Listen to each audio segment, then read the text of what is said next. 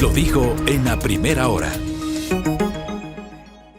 Seguimos 7:42. Ayer en este espacio dialogamos con María Eulalia Silva, presidenta ejecutiva de la Cámara Nacional de Minería, donde reafirmó la postura de este gremio respecto del régimen tarifario que se aplica al sector minero. Insisten en que no hay tal subsidio minero. Algunos apuntes de lo que dijo María Eulalia Silva. La tarifa eléctrica aplicada a la industria minera corresponde al segmento de alto voltaje con demanda horaria diferenciada, el AB2, incluida en el pliego tarifario aprobado por el Gobierno Nacional, misma que aplica a otros sectores industriales no mineros de alto consumo. Esta categoría incluye en su cálculo costos de generación y transmisión de energía eléctrica, pero no el costo de almacenamiento y distribución facturado por las empresas eléctricas. Por esta razón, según la Cámara de Minería, no es comparable con la tarifa residencial. Casi la totalidad de la demanda energética del sector minero industrial se concentra en las dos minas en operación, se refiere a Fruta del Norte y Mirador en la provincia de Zamora Chinchipe, dado que los demás proyectos mineros registran niveles de consumo marginal al encontrarse en etapas tempranas.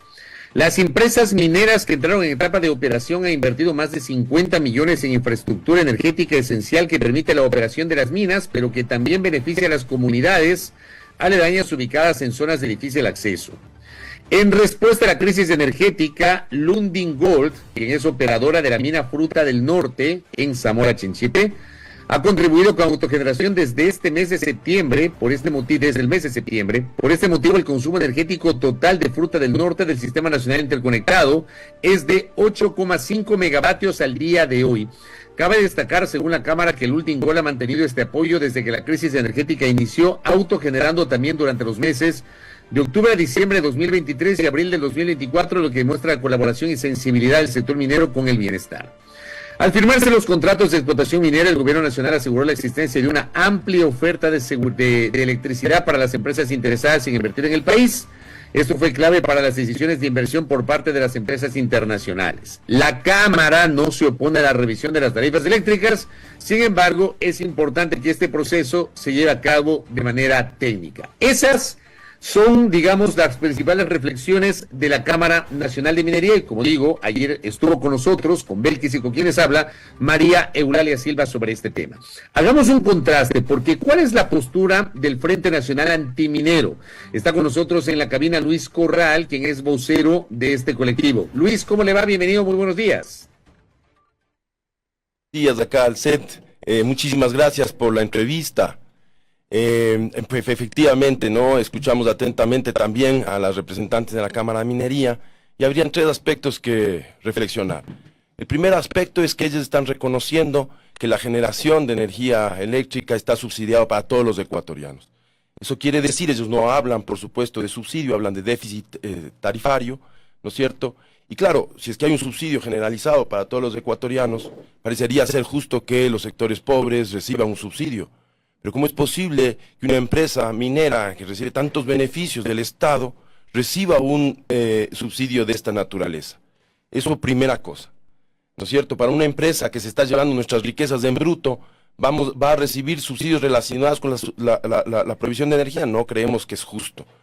Por otro lado, habría que decir que el impacto de este subsidio, diríamos, para la economía nacional es enorme, porque efectivamente el consumo de energía eléctrica de estas dos empresas es gigantesca, ¿no? 89 megavatios según los estudios de impacto ambiental es el consumo de la empresa Mirador, y más de 38 megavatios es el consumo, diferente al dato que dio ayer la Cámara o en estos días la Cámara de Minería, que hablaba sobre 16 megavatios. En realidad el estudio de impacto ambiental habla de 38 megavatios.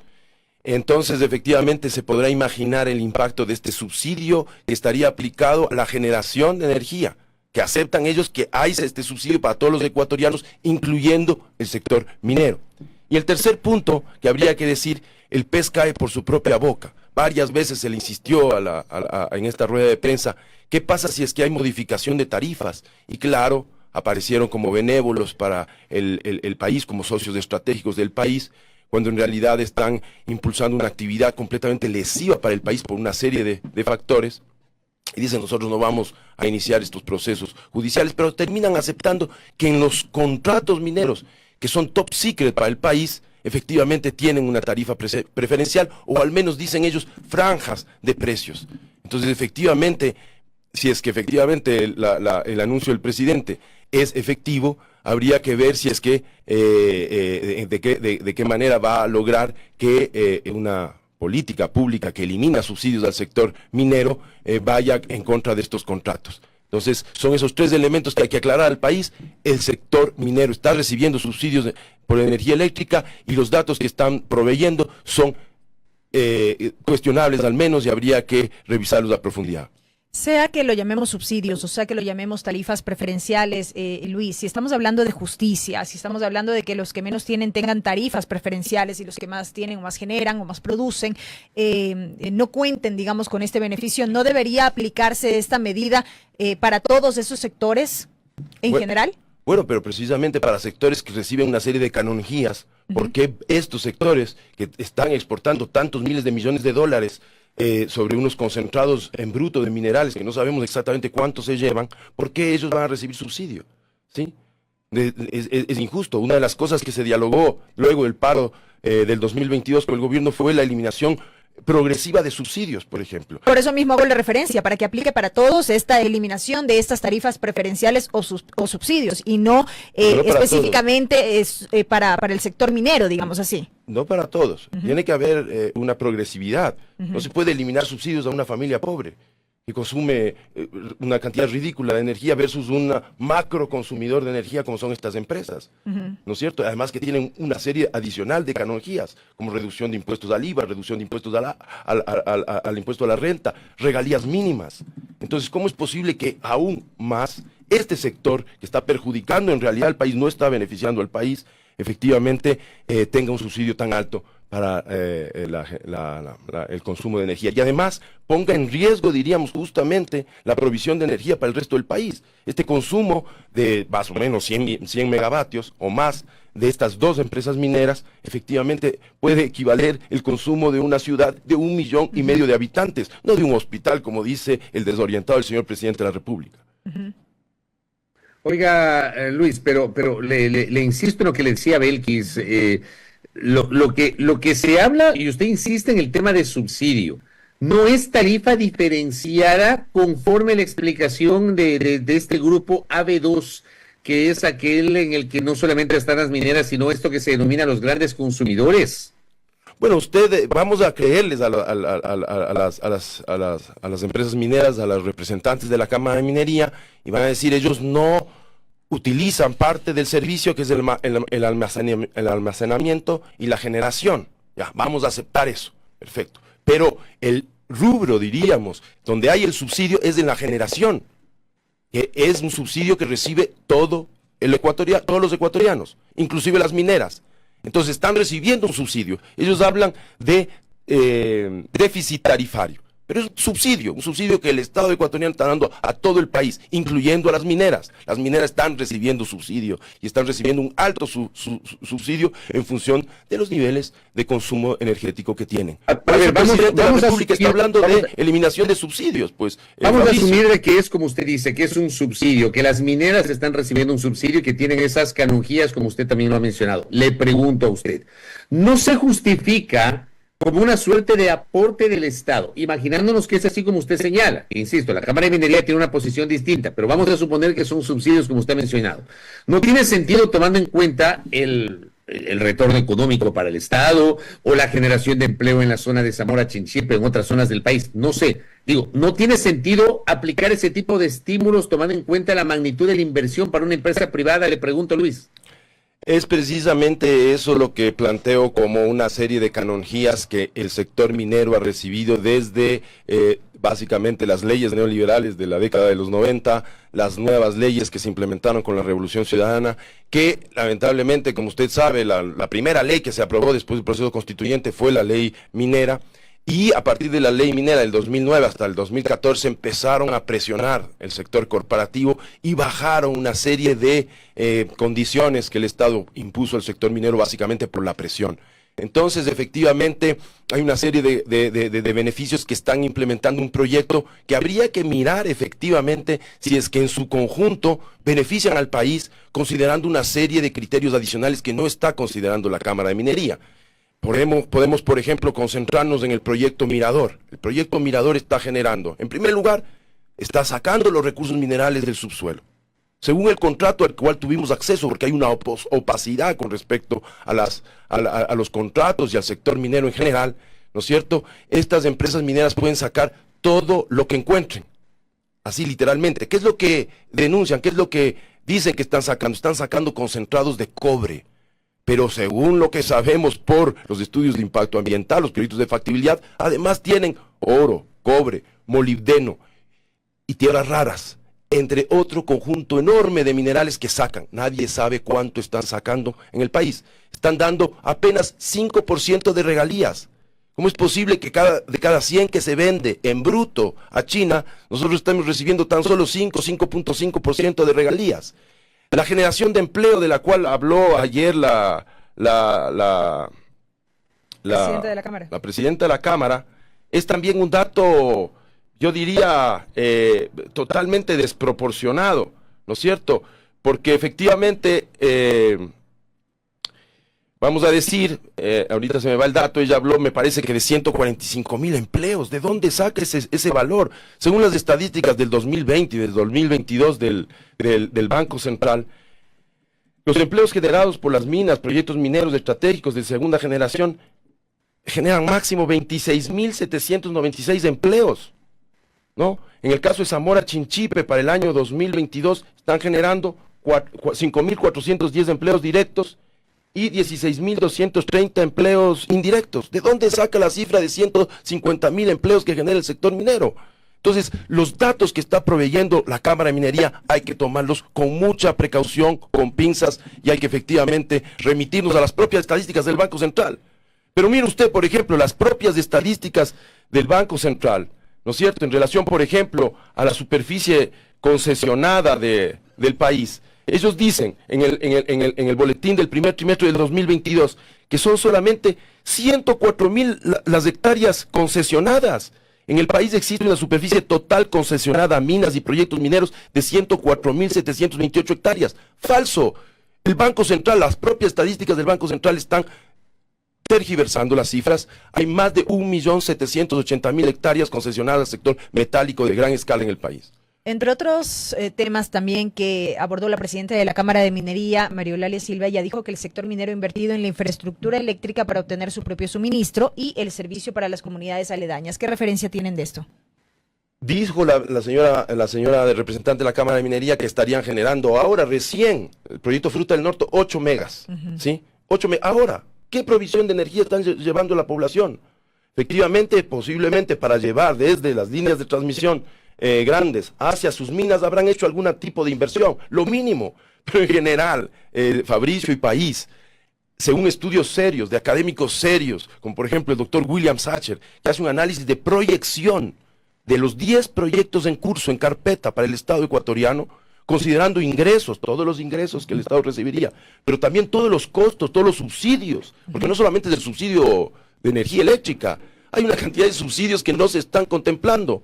Para una evaluación que él hace solamente de aspectos monetarios y financieros, en el mejor escenario para 10 proyectos tendríamos una ganancia de 3.000 millones de dólares. En un escenario negativo, 24.000 millones de dólares serían el déficit neto en términos económicos que el Ecuador recibiría producto de la inversión minera en el país.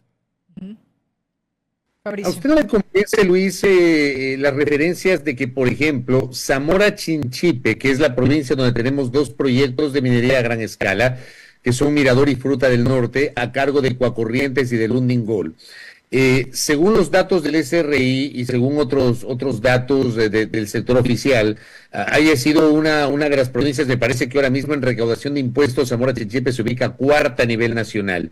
Igualmente hay una reducción importante de los niveles de pobreza. Digamos, ¿esas cifras no le convencen a ustedes como Frente Nacional Antiminero, Luis?